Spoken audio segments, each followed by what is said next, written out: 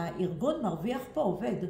יש את הקשר הזה בין הארגון לעובד, שהעובד אומר, הארגון שלי דואג לי. הרבה מאוד שנים, גם אני נכנסתי לחובות ועבדתי במוטורולה, ופניתי למשאבי אנוש ושאלתי אותה, תגידי, מה אני עושה? אני צריכה עזרה.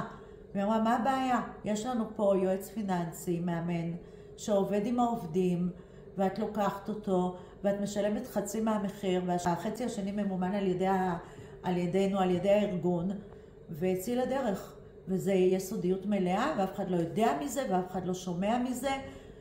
ואני חושבת שזאת ברכה לתת לעובדים, במיוחד בימים שלנו, עכשיו, שהכל מתייקר, והכל הולך לעלות, ועובדים אומרים, אוקיי, המשכורת כבר לא תספיק לנו. גם ככה אנחנו לא מתנהלים נכון, וגם ככה אנחנו מתגלגלים כל הזמן. מה יקרה עכשיו?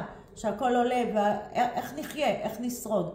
וזה בדיוק המקום של הארגון להיכנס ולהגיד, חבר'ה, יש לכם פה שירות של יועצת לכלכלת המשפחה, מאמנת גם, שזה היתרון, אני גם מאמנת, אני משנה דפוסי התנהגות, הרגלים, שזה הכי חשוב לאדם שרוצה לשנות את ההרגלים שלו, כי בסופו של דבר כסף זה תוצאתי.